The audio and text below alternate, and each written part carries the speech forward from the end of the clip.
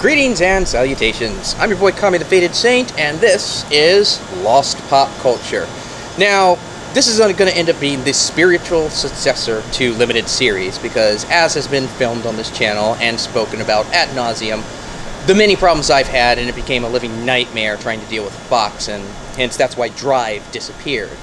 But with this new show, which will be in a more vlog kind of style, we're going to be able to do a little bit more, because it's not just Limited Series. It seems like there's a portion of media that is in our generation that just seem to have gotten lost. Things that no one remembers unless you're currently in between the ages of 35 and 40. And we're going to be covering those here. And I've even recruited my neighbor, my friend, Sally Mayhem, check her out on YouTube, to do today's premiere episode. Sally, take it away. Hey. For the first episode of Lost Pop Culture, we chose Caravan of Courage, an Ewok adventure. Do you remember it? Don't feel bad, because a lot of people seem to not. But we chose this because it was really special to both of us in childhood, and it is part of the larger Star Wars universe, which we are both huge fans of, and because nobody remembers the fact that there were two pieces of media in between Return of the Jedi and Attack of the Clones. Was that Phantom Menace? That these two pieces of media just were there. But those of us that do remember them really fondly and strongly. So we're going to share that with you today. Just to fill you in on some important information. The Caravan of Courage originally aired as just the Ewok Adventure, and it was a two-part television miniseries that aired on ABC in 1984. This was a project that George Lucas did for two primary reasons. The first being that he wanted to do something for television, and also that his daughter really loved the Ewoks in Return of the Jedi, as many of us did, and he wanted to do something further, kind of in tribute to her. The movie begins with basically our two protagonists' parents just by a crashed spaceship yelling for Mace and Sindel. Sindel. That's going to be a thing. We're drinking. But they're basically looking for them, and of course you can gather from this they're looking for their kids. We get a brief glimpse of the main monster of the movie. You don't really get a name or anything. He just kind of shows up, run off, and then we get the title credits, where we are introduced to Deej, who is Wicked's. He's Wicked's dad, isn't he? Yeah, and I think we had him. I think he was a character in Return of the Jedi as well. Well, all of the Ewoks from Return of the Jedi got to return. They did not have to audition. So there's a little fun fact, those were actually the authentic same Ewoks. And apparently two of his other sons, who are not important because they're not Wicket, were off doing something, and so he finds his way in Ewok Village to his hang glider, because that's a thing, and just flies off in search of looking for Ouija and Windle? Ouija and Windle. Ouija and Whittle? Whittle. I mean, it's a really lovely scene where they're flying across the top, where he's flying across the top. He does spot them. Apparently, the running joke with them is that they always fight. Like, there's literally tons of scenes in the movie where they're fighting and fighting, like and fighting. Wrestling and tumbling. Yeah. But this also comes into another trope of the movie, because as he spots them, they're trapped up on a cliff, and he throws them down some Ewok rope. And this damn Ewok rope.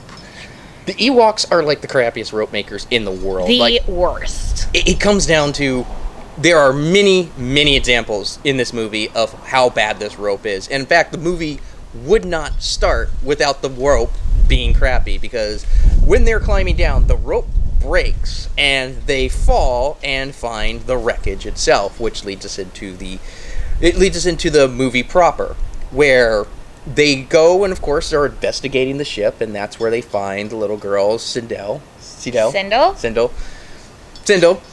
And that's where we're also first introduced to Mace, who... Poor Mace. I don't know whether to be angry at him or to be sorry for him, because Mace is just, angry and... Well, I mean, I guess he's supposed to be 12 or 13, so I guess that makes sense. He's supposed to be protective older brother, I guess, but he just comes off as, like, really petty, like, half the time. Yeah, he really wants to play with the gun, too. He really does. Like, his obsession with this gun is... But they find, as you do, you shove your little sister into a cupboard. They find Sindel in the cupboard. He comes in, and the 3 Ewoks wrestle him down, which leads into them going to the village. Literally tied him up to a hammock and then just dragged him in, and Sindel gets to walk on in. Yeah. At this point... She's a girl. Right, she's a girl, but at this point you get one of the early plot points, which is that Sindel is sick. And that Mace, the reason why they weren't at the spaceship when the parents were talking, were basically because he had gone off to look for them and locked her in a cupboard, because... Who doesn't want to lock their little sister in a box? I mean, that just seems like a normal thing to do. And it goes into the search for more medicine, because apparently the Ewoks have this medicine that makes her feel better, but she's still kind of sick, and they have to go off. It's a very minor point. Spoiler, it's not kale or coconut oil. No, but she drinks it out of a leaf. That's kind of cool. Yeah, it's probably whiskey or something. That's the old Irish way of dealing things, like whiskey. Totally legit. So then, after that happens, you go into more of what the driving force behind the kids, who are obviously our main characters and protagonists here. They want to find their parents, and they don't know where they are. So in the middle of the night, Mace just takes it upon himself to say, "We're leaving!" And while all the Ewoks are sleeping, he leaves with Sindel, and they just go off, and they run straight into... A boar wolf? That's the best description you can get it. And he's, again, completely useless in this situation. They end up having to hole up in a tree. Of course. Until the Ewoks come. And once the Ewoks come, they manage to get things together, and... Yeah, they have a blow dart, and they tranquilize the big monster rat boar thing. Yeah. It kind of looks like the rodent of unusual size from Princess That's Bride. exactly what I thought as well. Definitely, possibly related to an ROUS. I did not get boar out of it. I got huge rat, or skeever from Elder Scrolls. But part of the early part of the movie is basically the communication, because obviously Ewoks don't speak Common, and they don't speak Ewok, so there's a lot of pantomiming going on and explaining dialogue. There's a lot of repeating of dialogue because they're trying to convey that they don't understand each other. But because they're children, Wicket and Sindel develop a painfully adorable friendship through the use of pantomime, possibly effects of the leaf medicine, and psychotropics, some sticks and things. They're able to establish that the Star Cruiser crashed. No, also, it might be just the fact that she's 4, and there's a bunch of huge walking teddy bears around her. Yeah, that's true. I mean, I would totally befriend them over my older brother. But it's decided somewhere in here that they're going to Caravan and look for their parents, and that leads into them getting ready. That leads us into the first glimpse of the really awkward horse. What was that thing? I think it's like a papoose, but just one that you put on a horse that has a tent and that for the kids. And that's where you also, meet the shaman. And before we get into the shaman, I'm out. I'm gonna go get another one. Sure thing.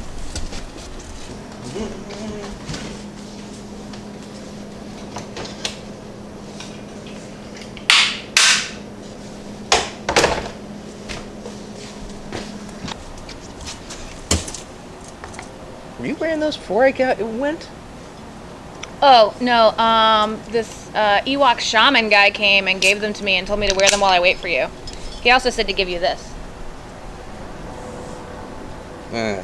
Probably shouldn't throw it down. That might be a bad move.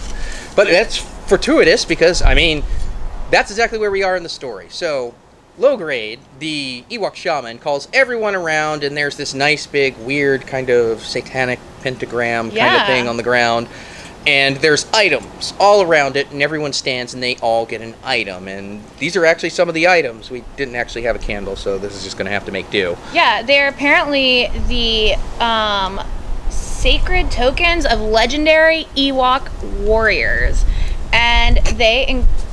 legendary. I'm sure Ewok there are warriors. legendary Ewok warriors. Oh, I'm sure there are, but it just. I mean, I've heard Ewok and warrior, but then again, I guess they did take down like the Empire It's true. in Jedi with just nothing more Hush, than. Ewok haters. So, yeah, there was the whole. The whole pentagram where everyone got their stuff, and they're white wings of white wings So- of. White wings were of hope, and then there were also red wings of courage, Yeah. and blue wings of strength, and there was a candle of pure light. Oh, who got these wings? All these wings went to all the was. Well, the Lychee and Whittle and Deej, I think, got all Yeah, the wings. Deej got the white wings, and then the two lesser known Ewok brothers got the red and the blue. It doesn't matter which one got which. There was very little going on there. Yeah, and they're just gonna wrestle anyway. So Yeah, exactly, it which doesn't is matter. like literally like 30% of the film is them wrestling. Yeah, actually that's actually pretty accurate. pretty accurate, actually.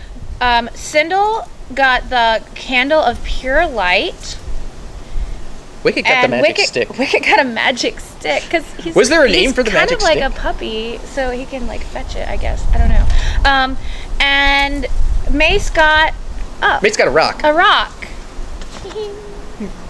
But I mean, like he It was turns like out angry about it like the entire time. Like he wanted to get like the cool air, the cool like tooth thing or the crystal Or- dreidel. an amazing headdress. He doesn't seem fashionably conscious though. I'm not sure if he would have truly appreciated a great headdress. But like he's like throws a fit about it. And then there's like these two other items which just they're like you've got to find more Ewoks along the journey and convince them to come with you, otherwise Yeah. you won't. For Nothing will your work. fellowship. We're not saying it's a Lord of the Rings ripoff, but I'm just saying George Lucas might owe Tolkien some money. Just saying. So of course they're getting ready to go. They're leaving the shaman, and just like the biggest jerk in the universe, what does Mace do? He throws away his rock. Foreshadowing it all. But you know that comes back a little bit later. And so again, we get another shot of the big contraption. There's actually this big scene where they want Mace to get into the horse backpack thing. the horse pod, The horse pod, like capsule. It's so uncomfortable to watch. because they've already put Wicket and Sindel in there, and it's just like Oh, no. you said it right that time. Oh, good on for me. The beer must be helping. And then they shove off. I mean, Mace makes a big deal of saying, "Nope, that's for kids. I'd rather walk." And so they're like, "Fair game, walk," because they don't. I don't think they have any extra. I don't think they have any extra horses, or are they using horses? The camel, No, the only. I think it's only the one poor horse. I think they've got a pack mule or something Maybe. like that. Anyway, they're walking a lot on very tiny, free legs. Like we said, Lord of the Rings. It's pretty much walking. And, of course, the big thing is, what happens first? Do they find the other two, or do they do the Yeah, they have to find. Well, they find the next individual for their party by they were walking, as we said, for another additional 20% of the movie, as they're walking with the awkward horse capsule thing. A tree falls right in front of them on the road and almost crushes Mace. Doesn't. And they meet a woodsman. Woods Ewok? Woods- Woods. bear? Ewok with an axe. I kind of feel like it's a misnomer, because since they're anthropomorphic bears are naturally in the woods. So I feel like it's like a, but woodsmen for purposes of not being confusing. And his name was Tonka Truck. No, I don't think that was right. What was that? Chuck a truck. Chaka Khan? Truck? Chuck a truck. Chalk? Chuck a truck. Chaka Truck. Okay. Okay, we'll get it. We'll get it. And I don't know about you, but he's like my favorite part of the movie, because like every Ewok has their own sound. His is just like this maniacal laugh, which is just like he's just like Yeah. all the Like, time. we don't speak Ewok, but like you totally get Shaka Khan. They're Truck. the Shuck. Line You get it. we'll get it.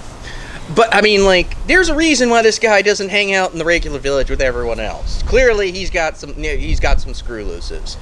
But initially, they try and say, hey, you're supposed to be a part of the party. They give him the tooth. Yeah, the tooth. Yeah, the and tooth. he's like, screw this, man. I got to go cut some wood. I got things to do. Like, he's not about it. And, like, Mace just, like, has, like, a moment. A fit?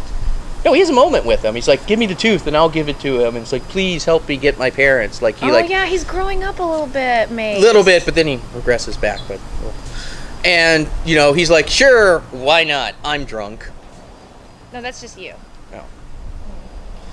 So, that's where, again, more walking. More walking. Until they meet Kank. I think, like, in first grade, they called her something else. What do you think Ewok school is like? Man. Like, I feel like Lucas really missed out. Like, he could have, like, maybe had, like, a rival for Muppet babies, like Ewok babies, like, right there. Or is that just me? But Kank is she's a priestess. Is it a she or is it a he? No, she. She is Kank, and she is a priestess, and they give her the crystal. But she also is like, no way, this weird journey you're on with that weird horse capsule thing is not my bag. So, so Mace tries to help again, but this time he, like, totally screws it up. Like, he takes the crystal, but it turns into a lizard, which I really like lizards, but apparently this was a bad side to Kank, and she was like, no way. But fortunately, Sindel, my girl, she totally saves the day because she comes and picks up the lizard, and it turns into an adorable white mouse, which clearly means something to Kank because she's like, oh, okay, I'll come along. Did we mention that there's, like, practically nothing else connecting this to the Star Wars universe other than Mace's jumpsuit and the Ewoks? Again, if you came at this cold and you didn't know what Star Wars was or an Ewok, you would think that this was just some mid-'80s fantasy movie that it just happened to get, like, a network release. It's really, really weird. Yeah, in fact, because, like, none of the humans and Ewoks speak the same common language, actually, a lot of the film, we totally forgot to mention that earlier, is narrated by Burl Ives. Yeah. It's actually kind of magical. You can he does a great it. job. I mean, it certainly, it puts into perspective, like, what they did with this and the lessons they learned from the holiday special that shall not be named. Because, which, as opposed to where you don't really understand the Ewoks, but you have a narrator there to let you know this is how this character is feeling. Mm-hmm. With the holiday special, and if you've never watched it, don't. We've watched it for you, and we're here to tell you. It's just basically like it's what was it like? It was an hour, and like it's like 45 minutes of Wookiees yelling at each other, and then the rest of it you can understand. Yeah, they really could have used Burl Ives, actually. Well, couldn't we all use Burl Ives? Like narrating. It's true. But finally, the Ewok party is complete, and they start their journey towards Mordor? I guess, because, I mean, they don't really define how they know where they're going. No, I think they did. I think, like, Logray had, like, one of those, like, spinny crystal things from Spencer's Gifts, and he saw in it... Oh, he did. He saw in it that Sindel and Mace's mom and dad were stuck in the lair of this big Sasquatch monster called... Gorax? Gorax. That's it. Gorax. And before we get there, they come to a lake. And apparently, this is a magic lake. Mm. Because pretty much Mace walks up, and, I really can't fault him here. Because you walk up to a lake and you're thirsty, what are you going to do? You're going to try and drink. He tries and drinks, and then all of a sudden, bam, teleported right underneath the water, and force field not letting him out.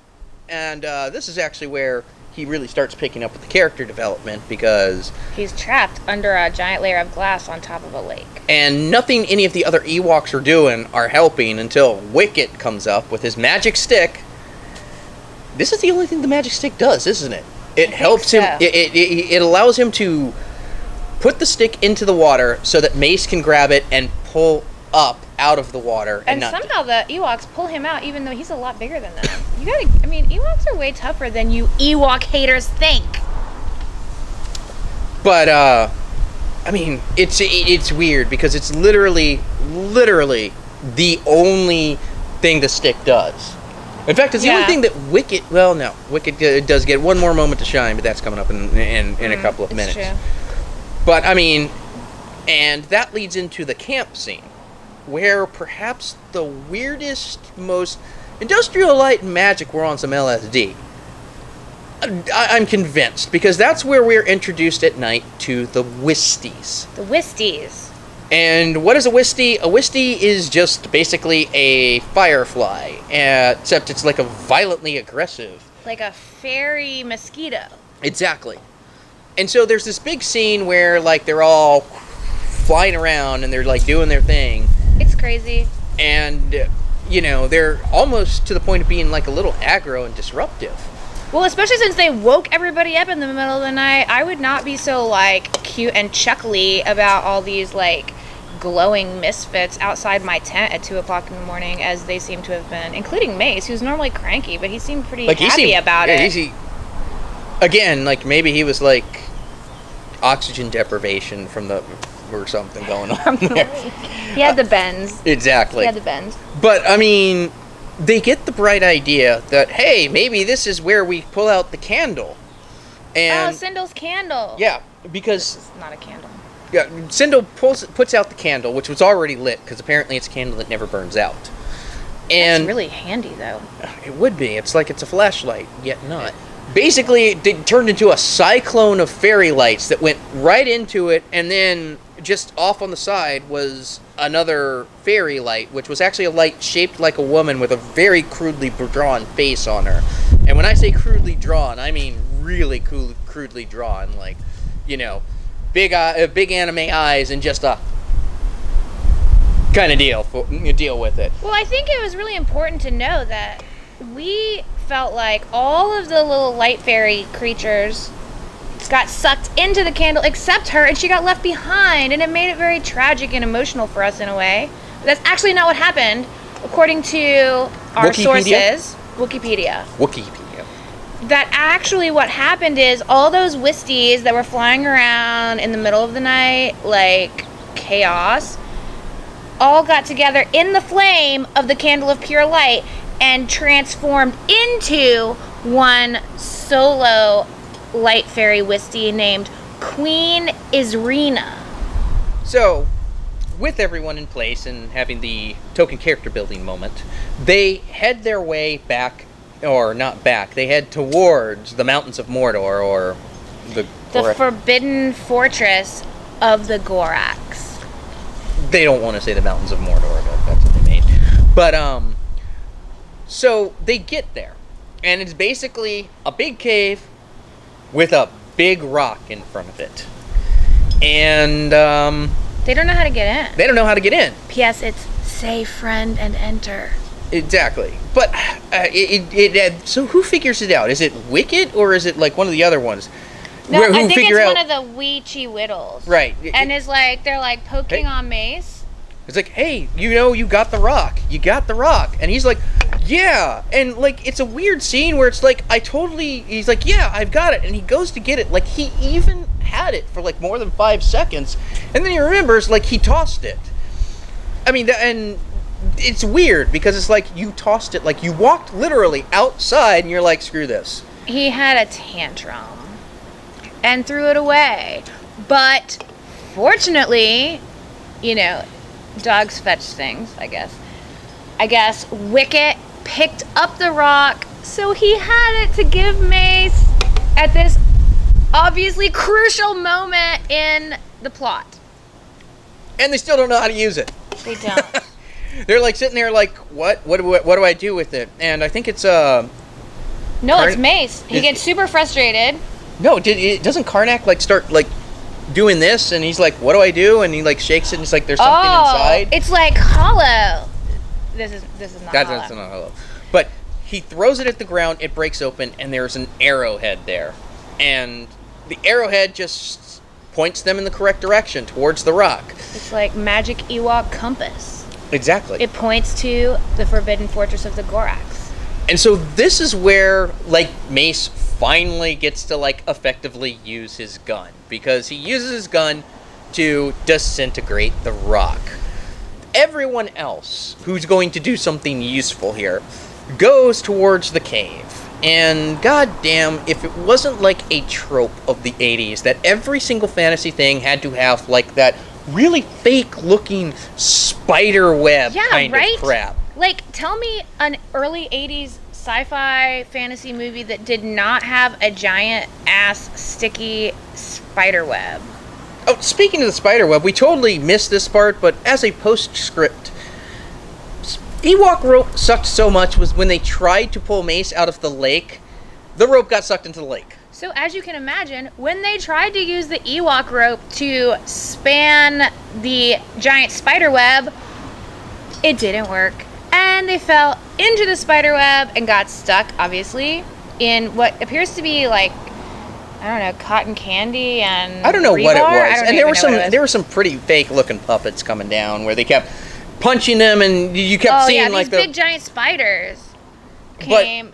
Right, but they eventually do cross the spider web across into the lair of the Gorax. Although conveniently, the spider web falls after they get across.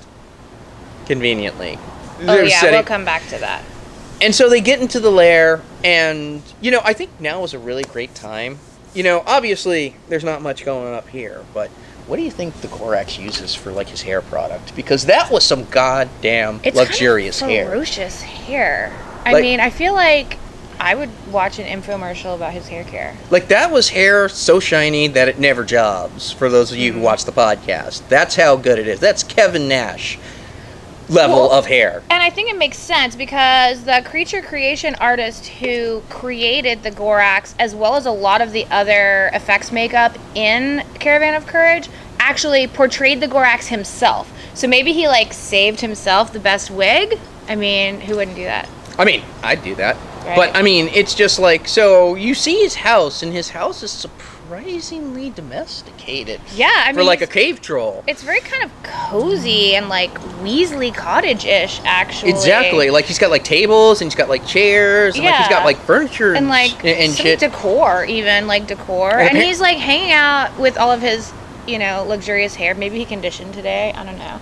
And he's eating, like, the most gigantic Renaissance fair turkey leg you've ever seen in your life, but surprisingly tidily. I mean, I go to Renaissance fair a lot and I eat turkey legs, and they are really messy, but I mean, he's kind of on point. He's got his leg game on point when it comes to. But I mean, which might lead you to wonder why he has captured these teeny tiny human people in the form of Mace and Sindle's dad and mom, also known as Eloise Hawking. You know what I'm talking about. The party manages to sneak around, and they realize that, the parents are up there.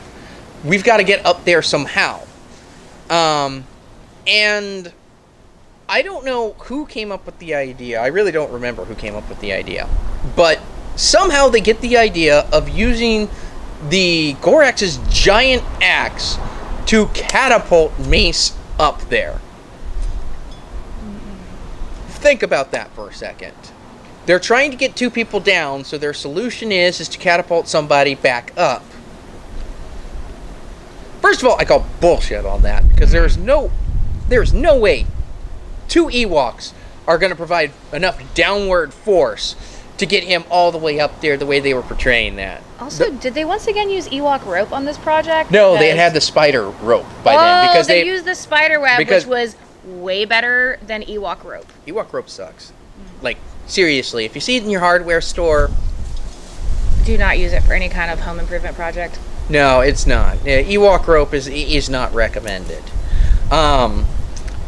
So he does actually get up there with the rope, which makes you wonder, why didn't they just try and throw the rope up there? But they throw the rope up, and they get up there, they get down, the Gorax finally realizes, like, something is amiss, and he just, like, starts trashing the place. He basically starts crushing his own house because he's so mad because his gigapets have escaped. Now, this is my thing, and I feel like it makes sense. Like, I know how some of y'all are, when like you get like a flying bug or spider in the house, and sometimes people can act a little irrationally. I've seen many news stories where, oh, there's a roach, let me get the flamethrower. Legit. Of course, it happened in Florida, but like I kind of feel like that's what's happened to him. Like he's all of a sudden it's like, I have an Ewok infestation. No, and that's just like his fear, and he just like flips tables, like starts flailing around. The parents get away. Most of the Ewoks get away. But the Mason and Chaka Truck are kind of stuck there at the back because Chaka is trying to like basically hold him back. No! Exactly. No, I do not need Lucas on my ass. That is enough of that. That is how I had to freaking take down Drive Series 2. No, they killed Chaka Truck. Chaka Truck. Oh, Sally, he's on a farm in Vermont. It's cool, right? It's cool. He's fine. Is that true, George Lucas? Anyway, Chaka hands off his axe over to Mace. It's actually a very touching scene. It's like, you must be the warrior now, or if that's what I imagine he's saying, either that or he's like saying my only regret is that I got bonitis. Look it up, Futurama fans. Anywho, so Mace comes out, and basically they're trying to fight off the Gorax, which has followed the main party, and Mace is coming up behind. Somehow they manage to trip him with the spider web, which is the far superior rope to the Ewok rope, and the Lorax falls over the cliff. At some point, Sindel and Wicket and Ouija are like standing there, and they're like, "Hey, you're across the chasm," and like the parents are like, "Hey, hooray!" And You're like, who the hell are these teddy bear things? yeah, they're clearly like, like, let's just get out of here. We'll deal with the aftermath. And then the Lorax comes back from underneath because Not the Lorax, the Gorax. The Lorax just wants to save the forest. The Gorax wants to condition his hair and eat turkey legs. Don't we all want to condition our hair and eat turkey legs? But the Gorax comes up from under, and like is going after the other side, is going after Wicket and Sindel, and that's when Mace comes up with the mighty axe, which was just gifted to him, the axe that he's going to treasure forever. Chaka Truck was the best! Chaka Truck. We have a mean production person over here yelling at us. And tosses it. This thing which his friend gave him, and he just tosses it and like hits the Lorax. Luckily, like, embeds between the Gorax's shoulder blades, even though it's really only like this big compared to the Gorax. And that's enough to kill him. And like that. And I mean, I guess that's the whole hero's journey kind of deal. He comes around, he loses his friend. But I mean, man. I get it. He killed, the woods Ewok. And that made me sad, so I'm happy that Mace killed him. Exactly. And they use the web to get across. Pretty much it's paint by numbers from here on out. They all go back to the Ewok village. The parents are getting used to. There's an Ewok party, which, you've seen the end of Jedi, so you know. You know what that looks like. And hit the credits and roll. And that was basically, for a hour and a half to 2 hour movie, there wasn't a lot of substance to that, but it still begs the question, what did we think about it? I feel like even though it takes 2 hours to tell a 30-minute story, it's still very pretty, and it's still very, you get the Ewoks that you remember, and you get a decent story out of it. And despite the fact that I'm piling shit, Mace and Sindel aren't really that bad. They're actually a decent part of the story itself. You can't say anything bad about Sindel. You have to understand, when you're a little girl, how few movies there were like this, where there was a little girl as essentially a hero. I wanted to be Sindel. Like, I tried to get my mom to give me a home permanent so that my fine, thin, stick straight hair could be like super curly, and I could put on an Olivia Newton-John headband, and I was totally gonna rock the universe as Sindel. Right? And obviously I'm speaking from a nostalgic spirit, but I think it's totally viable. I think it's a great universal tale of like a child's journey and a heroic adventure. And so why is this what disappeared? And I keep coming back to, and this is gonna probably alienate some of you, the core Star Wars fan.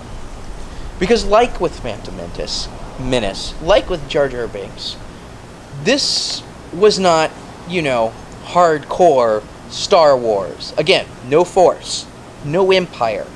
The cuddly things, and most of the hardcore Star Wars fans back in the day hated the Ewoks.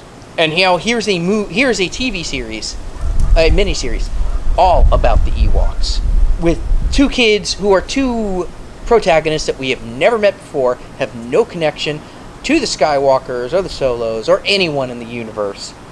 And they did not, that this was not their Star Wars, for lack of a better term.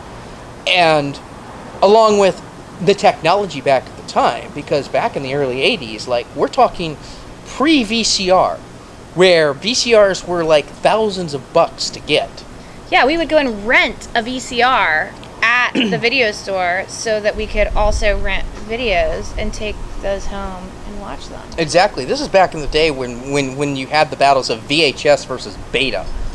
It's one of those things where like the big VCR was like as big as like a desktop computer, like the tower itself, and where it just sat there and you put the thing in, and it was not easy to find. I don't think it ever aired again after the first one. I mean, apparently it was popular enough to spawn a movie, but then it just kind of gets washed away. And that's kind of sad, especially when you consider Eric Walker. Eric Walker is the actor who plays Mace. And he apparently, as Sally told me, apparently when they were on the set, he and Warwick Davis, who I'm sure all of you know, they were given... If you don't, you should go figure that out and then come back. They were given like a camera, like at like pre-teenagers, teenage age, to basically go and make a documentary about it. And, that's another sad part about this. The two actors who played Sindel and Mace, they never did anything else. This was it. This is the No, we only... looked everywhere. If you did, let us know. But we looked everywhere for that. But the saddest part is that this has never been released on DVD, and Eric Walker has actually been campaigning for it. Like, he did this documentary, he released, I believe, some of, not all of it, it's not very long, on his YouTube page. We're going to link that in the information box, by the way, so really you should check it out. And, it's sad, because I would love an actual DVD remastered. I mean, Lucas, you can go back and you can make it to where Greedo shot first. You can go back and you can add a Jabba scene. You can go back and you can touch up Cloud City, or you can add aliens into this particular scene in the bazaar. You can't sit there and you can't give like the treatment. I guess it's Disney now, because he's got nothing to do with it anymore. Disney bought the entire properties, but Disney, you love kids. Right? I mean, this just seems like it's up your alley. Just like a remastered version of this. Like, you could do a 2-pack. Caravan of Courage and Battle for Endor. This is a really important part of the universe for some of us. And yes, it is a small demographic of people who happen to be the right age at the right time to see this when it aired on television. But clearly, it was big enough to warrant a sequel, which maybe we'll return to another time. But nobody remembers these things, and I think that they're really valuable, and you should think about it. Well, that seems about everything we've got. Again, if you are watching this, check out Eric Walker's YouTube. We're going to link it down below. Brother deserves some love. And Eric, if you watch this, we love you, bro. We love you. We were making fun of the character, and then we know that's the writers. You're an A+ in our book. And join us next time when we do whatever More we want. lost pop culture. And beer. Beer. See you next time, folks. Bye.